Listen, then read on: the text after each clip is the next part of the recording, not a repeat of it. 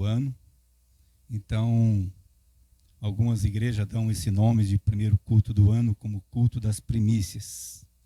Então, hoje nós vamos passar por esse privilégio, né, de nós termos nosso primeiro culto. Nós já louvamos a Deus os nossos primeiros louvores, as nossas primeiras ofertas. Então, hoje é considerado o nosso culto de primícias, nosso primeiro culto do ano. Quinta-feira nós tivemos o culto aqui, culto de ensino, culto de estudo da palavra, mas hoje é o culto oficial mesmo. Então, hoje será denominado o culto das primícias. Outro, porém, é o Adilson, né, está no interior de São Paulo, na casa dos pais deles, e estão com a família lá, e por isso hoje nós não temos ele aqui. Mas nós estamos aqui porque nós somos crente, não no nosso pastor, mas em Jesus Cristo, e por isso nós estamos aqui unidos e reunidos, e o número de pessoas que estão aqui são mais superiores do que os outros que nós temos passado, né? Cada dia que passa tem sido uma benção, os números vêm cada dia crescendo mais e está uma benção, a nossa igrejinha, ou a nossa igrejona, amém? Vamos à palavra de Deus. Eu quero falar uma palavra hoje que eu até tinha pensado, tinha me programado para nós estarmos ministrando uma outra palavra. Mas o Espírito Santo tocou forte para mim falar essa. E eu quero trazer essa palavra com os irmãos. Alguns tempos atrás eu já falei essa palavra no culto, no lar. Mas hoje eu quero falar ela mais completa, porque no lar eu falei só uma parte. E hoje eu gostaria de falar mais profundo sobre essa palavra. Eu quero falar com os irmãos hoje no Salmo 23, muito conhecido, né? Acho que mundialmente é o salmo mais conhecido, que todas as pessoas conhecem esse Salmo 23. Porém, esse Salmo 23, ele revela muitas coisas, porque eu entendo que a Bíblia, quando nós lemos a Bíblia pela primeira vez, a Bíblia ela é um livro histórico. Quando nós lemos a segunda vez, nós descobrimos que ela também é profética. Mas quando nós lemos ela pela terceira vez, quarta vez, quinta vez, por diante, nós sabemos que a Bíblia ela é revelada. Então, cada dia que nós lemos a Bíblia, a palavra se renova e a revelação vem dias após dias. Então, hoje nós vamos ver esse Salmo 23, que Deus venha nos revelar aquilo que o Senhor quer falar através do Salmo 23. Que não venha nós ficar apenas numa história do Salmo 23, mas que ele venha a ser revelado em nossos corações. Amém? Então os irmãos já estão com a Bíblia aberta.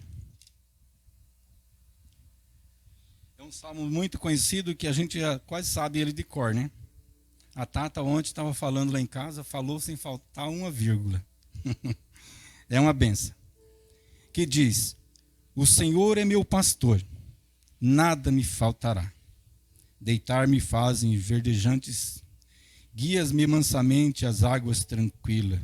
Refrigera a minha alma, guia-me nas veredas da justiça, por amor do teu nome. Ainda que eu ande pelo vale da sombra da morte, não temerei mal algum, porque tu estás comigo, a tua vara e o teu cajado me consola. Prepara uma mesa perante mim, na presença dos meus inimigos. Unge com óleo a minha cabeça e o meu cálice transborda. Certamente que a bondade e a misericórdia me seguirão todos os dias da minha vida, e habitarei na casa do Senhor por toda a vida. Amém? Que Deus abençoe essa palavra.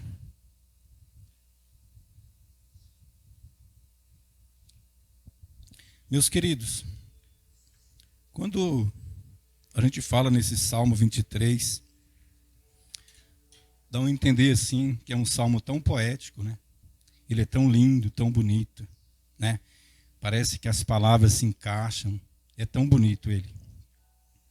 Mas no momento em que Davi, ele compôs esse salmo, ele estava no momento mais difícil da vida dele. E a gente vai encontrar no momento que ele escreveu esse salmo, lá em 2 Samuel, no capítulo 21. Depois os irmãos podem ler em casa. Os irmãos vão ver como que a situação que ele estava. Então Davi, ele estava aproximadamente 5 a 6 anos que ele tinha se tornado rei.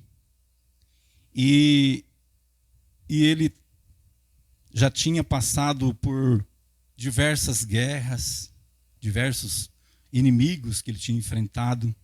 Mas agora ele estava diante, no 2 Samuel, no capítulo 21, ele estava diante do maior inimigo que ele já teve.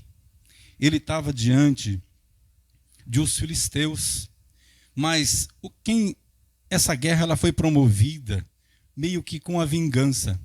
Por quê? Porque era a família do gigante Golias que fazia parte desse exército.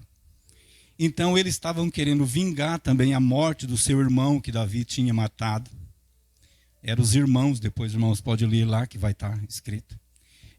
Era uma família de gigantes que estava infiltrado dentro do exército dos filisteus.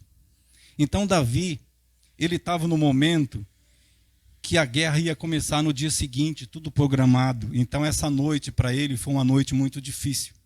Ele estava numa situação terrível, porque os maiores inimigos que ele tinha estavam ali, e a intenção maior desses inimigos era acabar com Davi.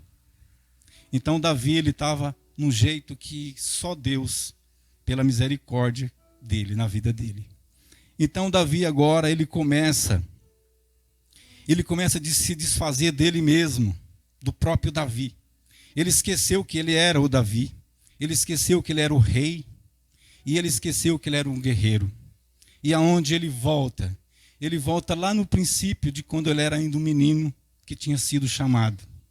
Ele volta lá quando ele era pastor de ovelha. Então ele se coloca no lugar das ovelhas. Que ele estava naquela situação que só dependia de Deus. Era o momento dele, só ele e Deus que sabia o momento que ele estava passando. Então ele volta lá atrás, e aí ele começa a falar esse salmo aqui. O Senhor é meu pastor e nada me faltará. Ele volta a ser a ovelha, ele se coloca no lugar de uma ovelha. E aí ele, sabendo do valor que tinha uma ovelha, mas também da humildade que tinha uma ovelha, ele se coloca no lugar da ovelha. E aí ele começa a pensar e meditar na vida das ovelhas. E ele escreve todinho esse salmo pensando nisso daí, numa vida das ovelhas. Como as ovelhas viviam, e como ela era dependente, e com tão pouco ela vivia. Meus queridos, se a gente for pesquisar a vida de das ovelhas, ela é tão, assim, simples e muito especial. Uma ovelha, o pasto para criar uma ovelha, basta ter 2 fios de arame.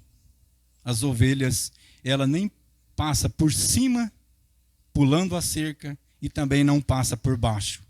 2 fios de arame já sustenta um rebanho de ovelha. E também as ovelhas, a ovelha e o cordeiro são 2 animais que são muito simples e humildes. Porém, já quando o cordeiro cresce, ele deixa de ser cordeiro. Ele passa a ser carneiro. E o momento que ele passa a ser carneiro, aí se tem carneiro no pasto, aí é necessário que acrescente mais fio de arame, porque o carneiro já é mais ofensivo. E depois os irmãos podem pensar que o carneiro é o mesmo cordeiro, ele não é. O cordeiro, ele é o filhote que vai até 1 ano e meio. A partir de 1 ano e meio, ele está na inocência. A partir de um ano e meio, ele já começa a virar carneiro, onde ele já tem os seus... ele já se relaciona com a ovelha. A partir daquele momento, ele já não é mais o cordeiro. Ele agora é um carneiro. Então, por isso que Jesus é considerado o Cordeiro de Deus, porque é puro. Ele não tem contato com nada que é do mundo ainda, ele é inocente. Então, por isso que Jesus ele foi considerado como o Cordeiro de Deus, né? Mas o carneiro, ele defende o seu território. O carneiro, se os irmãos for pesquisar na internet, os irmãos vão ver. Carneiro, ele mata um boi na cabeçada. Eles vêm um de frente com o outro e se choca cabeça com cabeça. E o boi pode ser o tamanho que for. Quando choca com ele ali, muitos morrem na primeira cabeçada.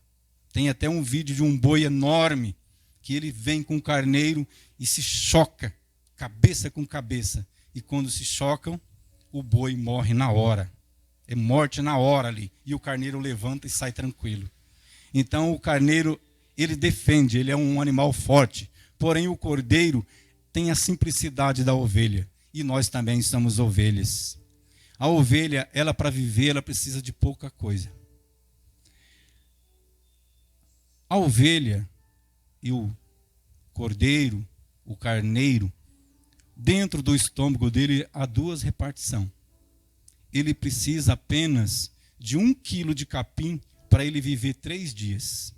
E ele precisa de 3 goles daquelas bombadas que ele puxa para dentro para viver também 3 dias. Porque dentro do estômago da ovelha, ela tem um repartimento onde o capim fica reservado. E conforme ela vai necessitando, ela vai remoendo aquele capim, a comida dela. Então a ovelha precisa de muita pouca coisa para ela sobreviver. Só que, porém, ela é totalmente dependente do pastor. Tudo que ela precisa para ela viver, ela depende do pastor. Se o pastor não estiver atento às ovelhas morrem de necessidade e estando as coisas bem perto dela. Ela não consegue mudar de pasto para um lado para o outro. Ela não consegue ir na beira de um rio para tomar água, a não ser tocada. Ela é necessário que alguém tem que levar a ovelha até lá. Então, por isso que Davi, ele se coloca no lugar de ovelha, como tão pouca coisa para sobreviver. Mas é isso que precisamos também. Nós precisamos tudo do pastor. E para nós sobreviver nessa terra, às vezes nós queremos tanta coisa. Quando a gente fala assim, a gente vai estar naquelas angústias, a gente fala assim, o Senhor é meu pastor e nada me faltará. Mas no nosso pensamento, o que falta? O que a gente coloca na cabeça que não vai faltar? Muitas vezes a gente quer que não falta um carro bom para a gente. Não falta um bom apartamento, uma boa casa, uma boa roupa. Tudo do melhor a gente quer. E a gente fala assim, o Senhor é meu pastor e nada me faltará. Mas não contando que a ovelha precisa de pouca coisa para sobreviver. E ainda da ovelha. A ovelha, ela é um animal que aproveita quase tudo dela. Então ainda a ovelha, ela tem a lã. O carneiro, a lã do carneiro não é boa para comércio. A lã do carneiro é uma lã grossa, da ovelha é fininha. Então aproveita da ovelha tudo. Mas a ovelha, como ela dá o sinal para o pastor que ela está na hora de tosquear ela começa a não comer direito, ela começa a se orgulhar, toda hora ela fica olhando para ela e achando que ela está bonita. Porque ela está toda peludona, né? Aquelas lãs, coisas mais lindas. Porém, aquela hora, se o pastor não cuidar dela, ela também vai morrer, porque ela não come direito, ela está se achando bonita e ela começa a ficar doente e a ovelha vai até morrer. Por isso que a ovelha tem necessidade de ser tosqueada. Então, quando ela olha para ela e ela se acha orgulhosa que ela está bonita, é o momento que o pastor vai lá e tosqueia ela. Então, isso muitas vezes acontece em nossas vidas. Quantas vezes a gente acha que a gente está bonito, está todo orgulhoso, e de repente vem Deus e dá aquele basta. E nós voltamos a ser nada. E quando ela é tosada, que ela fica sem a sua lã, ela fica por 3 dias, ela chora, ela olha para ela e ela chora, sai lágrimas dos olhos, porque a ovelha é um animal que tem muitos sentimentos, e ela é muito inteligente. Então ela olha para ela e ela chora.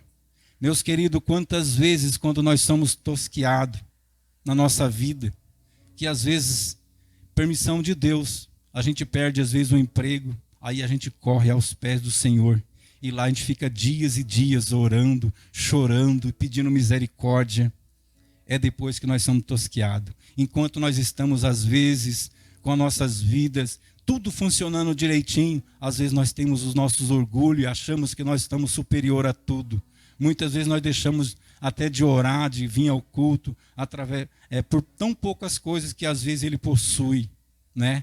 Então, às vezes, as pessoas preferem, às vezes, deixar de cultuar o Senhor para tirar um lazer. Não que o lazer não é necessário, mas muitas vezes a gente faz isso sequência, dias após dias, esquecendo de Deus.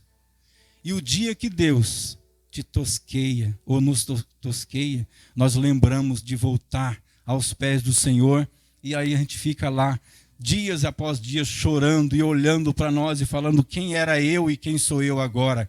Meus queridos, nós somos dependentes desse pastor. Quando nós somos tosquiados é porque faz necessário. Querido, nós não vamos deixar que esse orgulho tome conta de nós, para que o pastor venha nos tosquiar, mas que nós possamos ter uma vida digna, todos os dias, com a nossa humildade como ovelha. Amém? Então, essas são o momento em que Davi, ele se reconhece e ele coloca no lugar das ovelhas. E aí vem o segundo versículo: deitar-me faz em verdejantes pasto e guia-me mansamente às águas tranquilas. Refrigera a minha alma, guia-me pelas veredas da justiça por amor do seu nome. Meus amados, isso aqui é um sonho de ovelha. Quando nós estamos nessa situação que Davi estava aqui, era o sonho dele, é que tudo estivesse dessa maneira, que os pastos fossem verdejantes para essa ovelha que era ele, que as coisas viessem a ser tudo legal. Porém, há essas dificuldades no caminho, que ele tinha os inimigos, mas ele sonhava com isso. E essas coisas se tornaram realidade porque ele se colocou no lugar de ovelha. Então ele fala: refrigera a minha alma, porque a alma dele estava triste, abatida. E aí ele pediu: guia-me pelas veredas da justiça, pelo amor do seu nome. Meus queridos, veredas da justiça. Essa linguagem de veredas que ele fala também, isso também se dá lá nos pastos, aonde existem as ovelhas e também o gado. Para quem é de roça, sítio assim, sabe entender o que é uma veredas. A veredas, ela começa lá em cima, no monte, num lugar bem longe. E ela vai, cada vez que vai se aproximando da água, a vereda vai afundando de tamanho, de profundidade e também de largura. E todos os animais que vêm, tanto ovelha como até os animais selvagens, ele desce pelos trilhos e entra naquela vereda, porque a vereda ela leva até a água. Então, todas as vezes que uma pessoa, ou até mesmo os animais, eles estão perdidos na floresta, ele procura a vereda. Porque se ele for procurar as veredas, ele sabe aonde ele vai encontrar água. Porque aonde o caminho vai afundando, conforme o caminho vai afundando, vai indicando aonde está a água. E quanto o caminho vai ficando mais raso, significa que ele está mais longe da água. Meus queridos, esse caminho, essa vereda, Jesus Cristo é a água. E o caminho, é isso que nós estamos fazendo aqui. Cada dia que nós passamos, que nós queremos achar o caminho, nós procuramos a vereda. E a vereda é isso que nós estamos falando, é o caminho que leva à água, que é Jesus Cristo.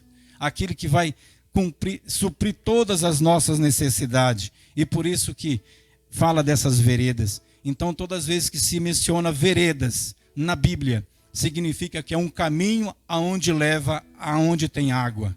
E nós estamos aqui nesse lugar hoje, procurando cada dia mais se beneficiar dessa água que é Jesus. Amém? E no verso 4, ele diz: ainda que eu ande pelo vale da sombra da morte, não temerei mal algum, porque tu estás comigo, a tua vara e o teu cajado me consola.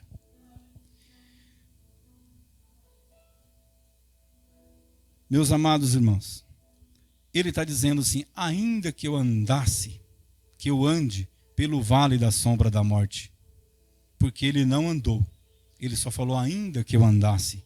Mas o vale da sombra da morte era um lugar onde existia, que ele se localizava entre Jerusalém e Jericó.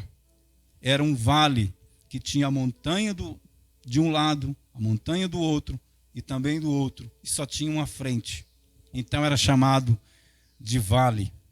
Era um vale profundo. E esse vale,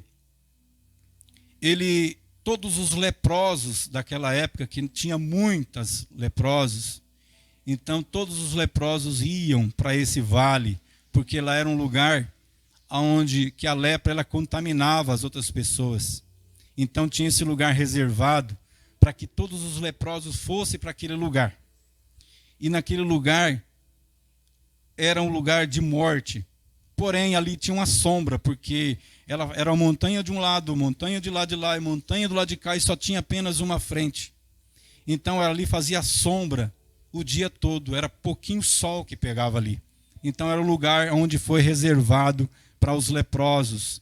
Então, esse lugar chamava Vale da Sombra da Morte. Meus queridos, era um lugar onde a pessoa já ia lá com a doença terminal. Ele já ia lá, que ali ele ia morrer mesmo. Ninguém saía de lá vivo. Eles morriam ali mesmo e um cuidava do outro. E apenas na beira da estrada havia uma cerca onde as pessoas doavam as coisas, os alimentos para eles.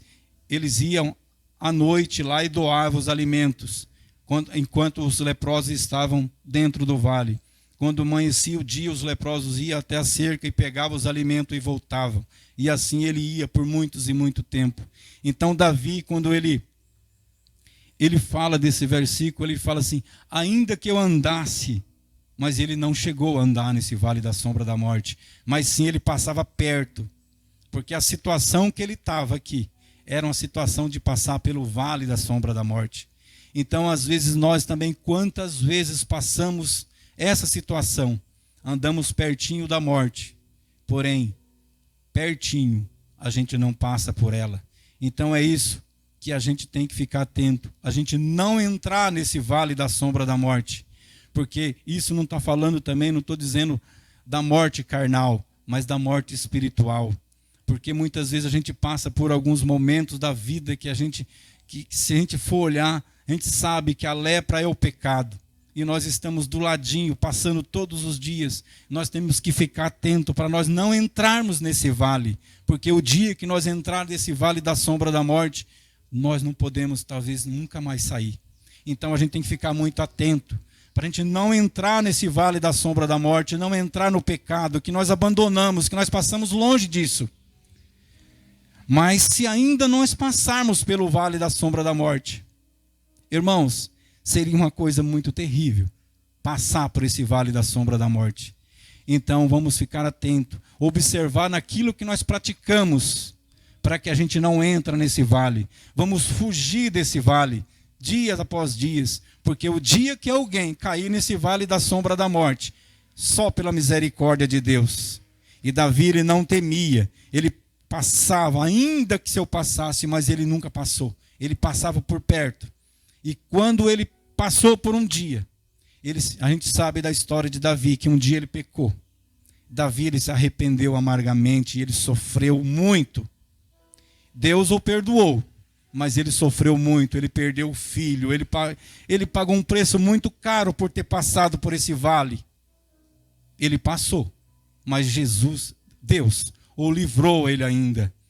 Mas, meus queridos, é muito terrível a gente passar nesse momento desse vale da sombra da morte espiritual, que eu estou dizendo. É o pecado, essa lepra que consome o homem dia por dia. Então a gente tem que ficar atento para a gente não passar por esse vale. O versículo 5, ele diz: prepara uma mesa perante mim, na presença dos meus inimigos. Unge com óleo a minha cabeça, e o meu cálice transborda. Meus queridos, é outra passagem. Os irmãos já pensaram se a gente preparar uma mesa em casa? Vamos falar da nossa vida. Preparar uma mesa com tudo que é bom e convidar todas as pessoas que declararam que são nossos inimigos. Nós convidar ele para ir na nossa casa, para ver a nossa mesa farta e eu sentado nela, só eu sozinho, eles vão só ver. Aqui ele não está falando que era para os inimigos sentar com ele, era só para olhar. E os inimigos sentados na mesa, como será que esses inimigos sairão dali da casa dele? Ou voltando aqui ainda, falando da vida da ovelha, como seria se o pastor preparasse uma mesa para a ovelha? O que a ovelha gosta? Capim, milho. Ela preparasse ali uma mesa para as ovelhas, tudo preparadinho ali, aquela ovelha sentadinha ali, e do lado dela, e do ladinho dela, está lá o lobo, o leão, as feras, tudo ali. Tudo aquilo é os maiores inimigos. Estão tudo ali olhando a ovelha, e a ovelha sentar ali na mesa e comer aquela grama, o capim, ou também os milho que prepararam ali, porque é a comida da ovelha. Como seria que esse leão, esse lobo, a onça e os demais inimigos da ovelha, como eles reagiriam com essa ovelha? Como seria? Eu acho que seria um desastre para a ovelha. Mas daí ele fala: unge com óleo a minha cabeça e o meu cálice transborda. Parecendo a gente olhar assim aos nossos olhos, parece que seria uma coisa assim que jamais alguém poderia preparar uma mesa perante os inimigos, para eles se sentar ali e comer perante os inimigos. Mas isso é possível sim, porque se nós formos olhar uma história da Bíblia, que é uma história que emociona muito a gente, que ela se encontra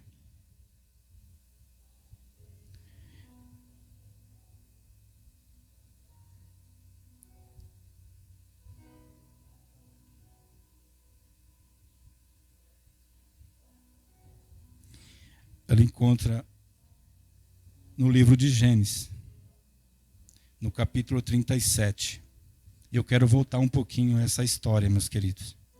Que essa aqui é uma situação, é a história de José. José do Egito. A gente pode olhar que seria impossível que nós preparava essa mesa para os nossos inimigos. Mas nós vamos ler a gente vai conhecer um pouquinho da vida de José, que está escrito no livro de Gênesis, no capítulo 37, começando pelo versículo 18 e o 19, que diz: eles viram de longe, e antes que pudessem chegar mais perto, tramaram sua morte.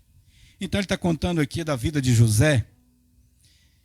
José era o filho mais querido, e ele tinha vários irmãos, e os irmãos tinham inveja de José. Chamava que José era o sonhador, José era o queridinho do pai, e os irmãos eram os maiores inimigos que José tinha. E os irmãos um dia tramaram para acabar com a vida de José, só estava esperando uma oportunidade. E aí, no verso 19, e falam: e combinaram entre si, eis que vem se aproximando aquele sonhador. Vinde, matemo-lo, joguemo-lo numa cisterna qualquer, diremos que um animal feroz o devorou, e veremos o que acontecerá com esse sonhador.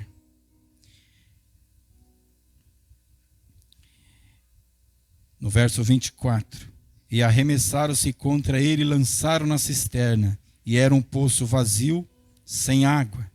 Verso 26, então sugeriu Judá, seu irmão, de nós aproveitar matar nosso irmão e escondermos seu sangue.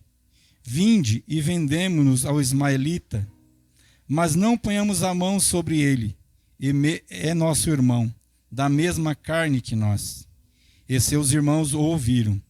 Quando passaram os mercadores ismaelita, eles o retiraram, José, da cisterna. Venderam José ao ismaelita por 20 peças de prata, e este os levaram para o Egito.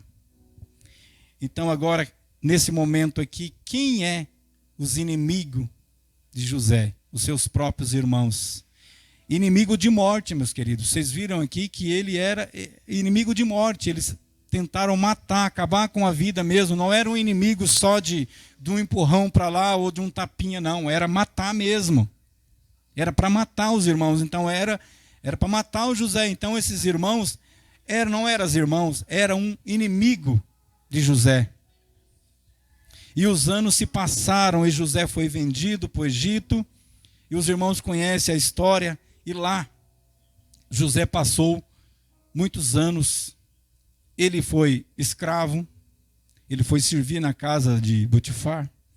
E lá ele passou muitos dias de escravidão ali, até que um dia ele foi preso injustamente. E lá onde ele estava preso, ele tinha sonhos, e os sonhos dele voltou de novo, porque José ficou sem sonho por algum período. Ele não sonhava, mas quando ele estava lá um dia, Deus voltou a colocar os sonhos na vida dele. E ele interpretava sonhos de quem estava na prisão, até que chegou um dia que ele foi chamado para interpretar o sonho do rei. E após ele interpretar o sonho do rei, o rei nomeia ele a governador do país. E ele agora se torna um governador. E os anos foram se passando. E nesse sonho dele, havia fome em toda a terra.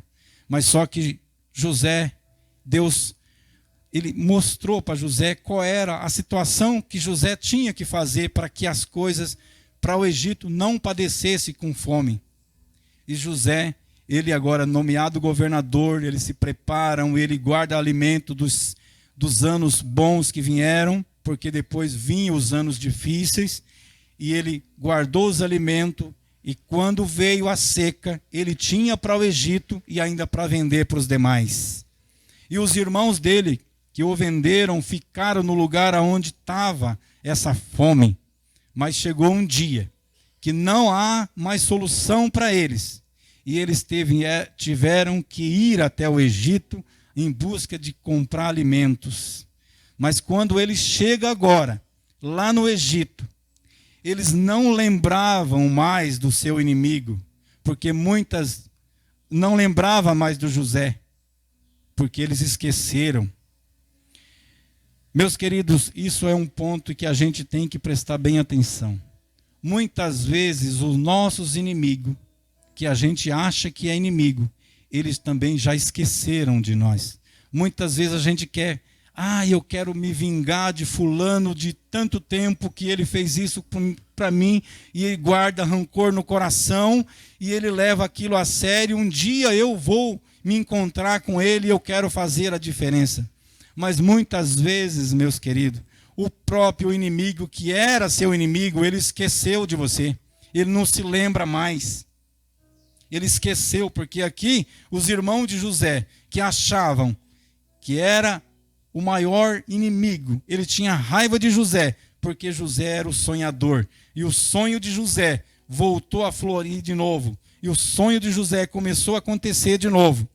E as bênçãos voltaram na vida de José. E agora os irmãos, que nem lembravam mais de José, achavam que José poderia estar ali naquele país, mas servindo como escravo nas plantações, ou em algumas outras coisas, ou como pastor de ovelha, ou alguma coisa José fazia naquele país. Mas jamais imaginava que José seria o governador, porque um dia ele falou que todos os irmãos se prostravam diante dele, uns dos sonhos dele que ele teve. E os irmãos aborreceram com isso, e até o próprio pai dele falando, então quer dizer que eu e sua mãe, Jacó falando, quer dizer que eu e sua mãe também renderemos aos seus pés, e os nossos filhos também renderão aos seus pés. E José simplesmente, é o sonho, é o Senhor quem mostrou, eu não sei. E isso estava acontecendo agora, quando José agora é governador daquele país. Então agora, meus queridos, acontece essa mesa preparada que Davi estava mencionando. Que a gente, às vezes, para nós pensamos que essa mesa jamais poderia acontecer com alguém. Alguém vai preparar uma mesa perante os inimigos, será um absurdo fazer uma coisa dessa. Mas aqui, no Gênesis, no capítulo 43, e no verso 16, está escrito: quando José os viu com Benjamim, ordenou aos seus intérprete ou atendente que conduzisse esses homens à casa e abatei um animal e prepara-o, porque esses homens comerão comigo ao meio-dia. E no verso 33, e seus irmãos foram colocados à mesa perante ele, em ordem de idade, do mais velho ao mais jovem, e olhavam perplexos uns para com os outros. Então lhes serviram a comida na mesa de José. E a porção de Benjamim era 5 vezes maior que a dos outros, e eles festejavam e beberam à vontade. Então está aqui, posto uma mesa na presença dos inimigos, mas agora ele chama os inimigos para comer com eles. E os inimigos sentam na mesa. Só José sabia que eles eram irmãos. E os irmãos dele jamais imaginavam que José era seu irmão. Mas no coração de José, ele sabia, vocês pensam que eu sou inimigo também, mas eu não sou. Eu sou transformado, eu sou diferente de vocês. Se muitas vezes a gente for agir com o nosso inimigo da mesma forma, como seria da nossa vida se nós misturássemos com os nossos inimigos e vivesse o mesmo padrão que eles vivem? Mas aqui não, José se colocou diferente. Ele convida e coloca por ordem ainda, todos eles conforme do mais velho até o mais novo. Ele organiza a mesa ainda para poder comer com eles. E nesse momento que ele está com a mesa reunida, no capítulo 45, no verso 3, José declara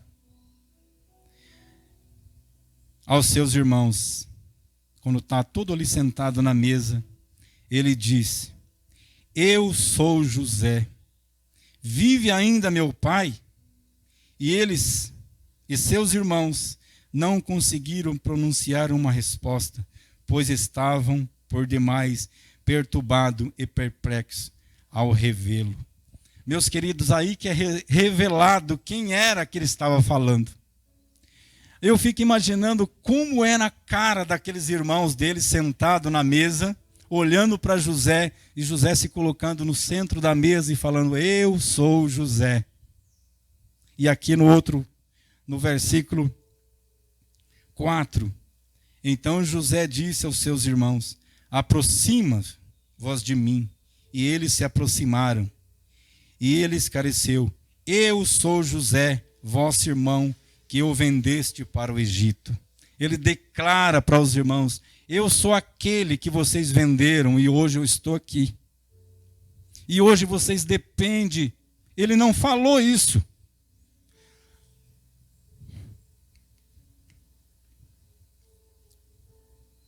Mas vocês dependem de mim para sobreviver. Não só vocês, mas o meu pai e minha mãe que ficaram também. ele não usou essas palavras, mas no pensamento dos irmãos agora, o que esses irmãos pensaram? Esse menino, ele pode fazer de nós o que quer, porque nós estamos numa terra que não é nossa, nós estamos numa casa que não é nossa, nós estamos numa mesa onde nós não preparamos, nós estamos num lugar onde nunca imaginávamos que nós poderíamos estar. E agora, o que José vai fazer com nós? Ele é o homem poderoso do Egito, ele está abaixo só do rei, ele governa tudo, está tudo nas mãos dele. E lá fora, exército de prontidão, guardas na casa de José, e os irmãos olhando um por outro, eles não tinham palavras. O que poderia acontecer conosco agora? Então essa era a posição que o inimigo estava sentindo. O inimigo estava sendo humilhado pela própria natureza de Deus. Então é isso que nós temos que nos colocar, deixar que Deus o trabalhe na vida dos nossos inimigos, que eles reconhecem que Deus é na nossa vida e que nós não podemos ter esse coração de ter inimigo, de ser perturbado. Os nossos inimigos, diante de Deus não existe inimigo, porque os inimigos, ele fica por baixo dos nossos pés, diz a Bíblia.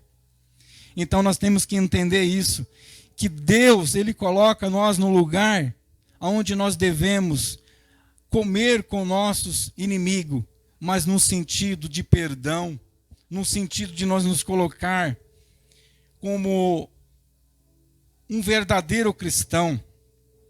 E por isso que o Salmo fala: unge a minha cabeça com óleo e o meu cálice transborda. Porque a vida de José agora estava ali, sendo transbordada de alegria. O cálice da vida dele estava transbordando de alegria, com aquele encontro de ver os irmãos ali tudo reunido e saber notícia do pai. O José estava muito feliz de estar com os irmãos ali e saber notícia do que estava acontecendo. Mas, porém, não olhando mais como inimigo, porque o cálice deles era transbordante. Esse óleo que ele recebeu, que foi ungido, que o óleo significa o Espírito Santo, tinha mudado a vida e o coração e o sentimento de José. E José não era mais um vingador, José era um homem que estava de corações abertos para receber toda a família e dar proteção aos demais da família. Então é isso que nós devemos ter. Nós não podemos olhar para, às vezes, nossos próprios parentes como nossos inimigos, mas nós devemos abraçá-lo como amigo, como nosso irmão, e não olharmos para trás: o meu cunhado, a minha irmã, o meu pai, a minha mãe, ou alguém da minha família, ele me ofendeu lá no passado e agora já era a hora de eu tomar minhas providências. Não, muda essa ideia. Sai daqui nesta manhã com a ideia mudada. Olha para essas pessoas como fosse o seu amigo, e que Deus o vai fazer a justiça, porque a justiça é dele, é ele que conhece o que tem que fazer. E José esperou o momento certo e deixou nas mãos do Senhor para ser reconhecido pelos seus inimigos. E os seus inimigos, nesse momento, a Bíblia diz aqui que eles não sabiam o que fazer, eles ficaram sem palavras, eles não tinham palavra para dizer nada. Mas José fala com seus irmãos no capítulo 45, no verso 5: agora não vos entristeceis, nem vos amedronteis por me teres vendido para cá, porque foi para preservar a vossa vida que Deus me enviou adiante de vós. Então ele entendeu que aquilo era um plano de Deus para a vida dele. Então, meus queridos, Deus, ele tem um plano para cada coisa. Então nós não devemos ter ninguém como inimigo, não tampouco ainda mais o da nossa família. Devemos abraçar. A nossa família é a nossa família. Não devemos ter nossa família como nossos inimigos. Meus queridos, e para finalizar, eu quero ler Mateus, capítulo 5, e verso 44 e o 45. Que Jesus, ele disse: eu, porém, vos digo, amai os vossos inimigos e orai pelos que os perseguem, para que vós temeis torneis filho de vosso Pai, que está no céu. Pois ele que faz raiar o seu sol sobre os maus e os bons, e derrama chuva sobre o justo e o injusto. Então, quem é justo e quem é injusto está na dependência de Deus. E Deus, ele vai abençoar ambos da maneira que Deus o queira. Não é nós, não é eu e nem é você que podemos desejar o mal a alguns inimigos. Nós devemos amá-lo e amá-los de todo o nosso coração. Eu quero que os irmãos pensem nessas palavras de hoje e que Deus abençoe. Vamos nos colocar em pé e vamos orar.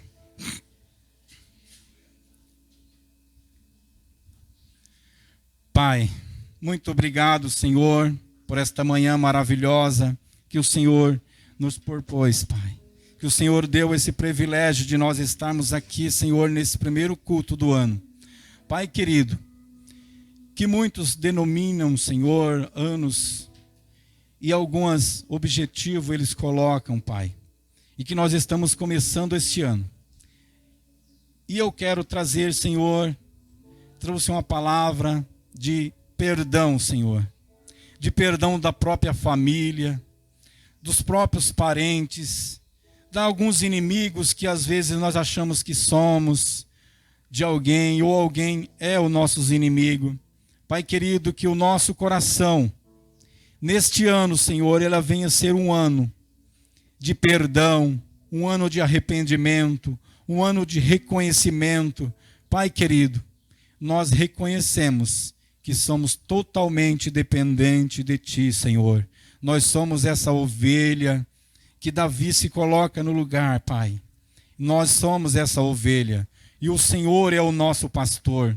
Por isso nada nos falta, Senhor, porque o Senhor conhece os nossos desejos, as nossas vontades. Pai querido, mas muitas vezes a nossa vontade não é a vontade do Senhor. E que o pastor, ele conhece o bem para as ovelhas. Pai querido, na vida das ovelhas, pela ovelha, ela fica sempre com as suas lãs bonitas, mas o Senhor conhece o momento em que tem que tirar essa ovelha, essa lã e tornar nós humildes novamente. Pai querido, que nós possamos ser, Senhor, essa ovelha humilde, que nós nunca podermos, Senhor, vir perder aquilo que o Senhor nos dá.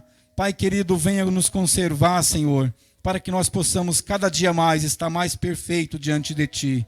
Pai querido, nós pedimos ao Senhor que abençoe a Tua igreja, Pai, dando uma semana de paz, uma semana de alegria, uma semana de felicidade. Abençoa cada vida que aqui está, Senhor, que o Senhor leva-nos em paz e nos dá a paz, em nome de Jesus. Amém. Que Deus abençoe.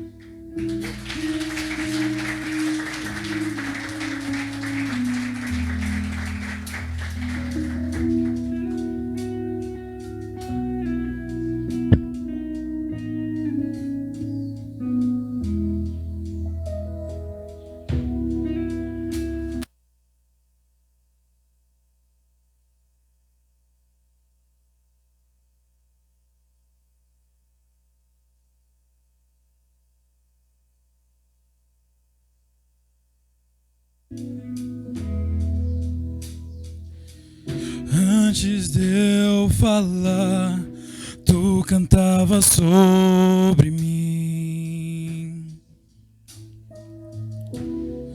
Tu tens sido tão, tão bom pra mim. Antes de eu respirar, sopraste tua vida em mim. Tu tens sido tão, tão bom pra mim. Oh, impressionante, infinito e ousado amor de Deus. Oh, que deixa as 99 só pra me encontrar.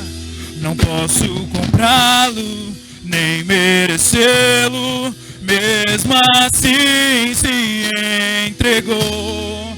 Oh, impressionante, infinito e ousado amor de Deus.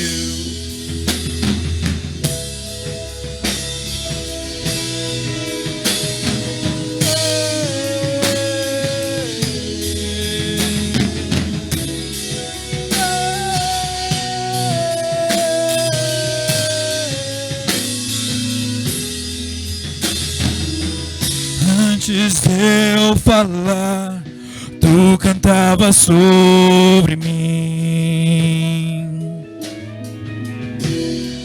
Tu tens sido tão, tão bom pra mim. Antes de eu respirar, sopraste tua vida em mim. Tu tens sido tão, tão bom pra mim. Oh, impressionante, infinito e ousado amor de Deus.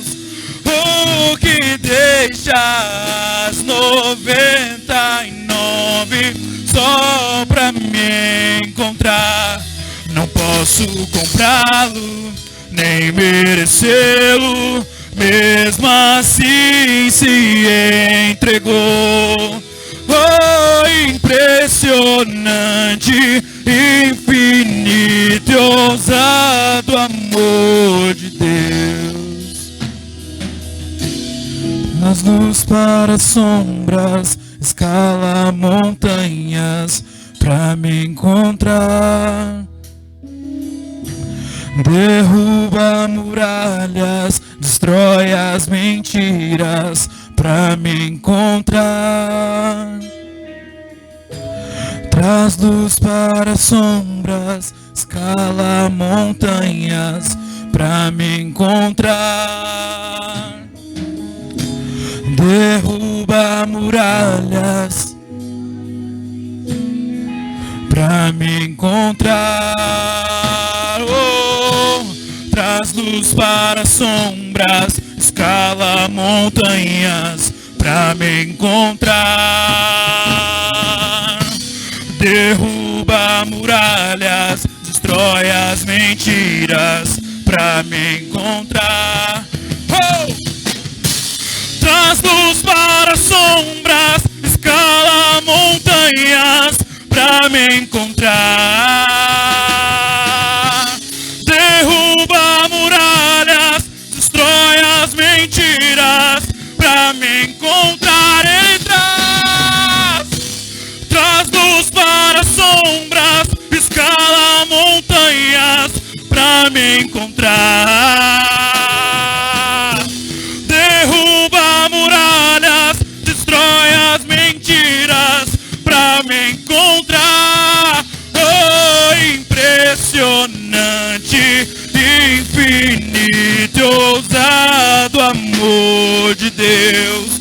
Oh, que deixa as 99 só pra me encontrar. Não posso comprá-lo, nem merecê-lo, mesmo assim se entregou.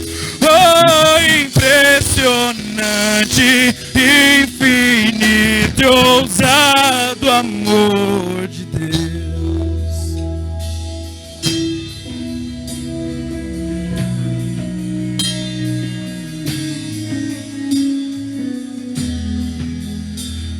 Que o Senhor nos conceda uma semana abençoada, cheia da presença, da graça dEle.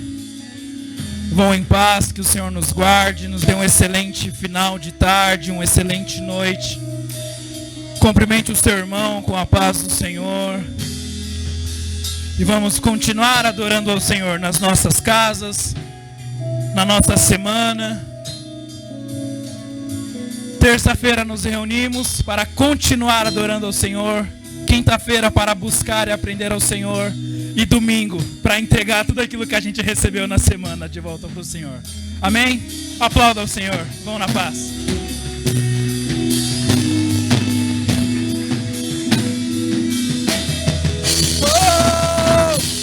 Das luzes para sombras, escala montanhas pra me encontrar. Derruba muralhas, destrói as mentiras pra me encontrar. Ele traz, traz luz para sombras, escala montanhas pra me encontrar. Derruba muralhas, destrói as mentiras pra me encontrar. Oh, impressionante, infinito e ousado amor de Deus. Oh, que deixa as 99 só pra me encontrar. Não posso comprá-lo, nem merecê-lo, mesmo assim se entregou. Oh, impressionante, infinito, ousado amor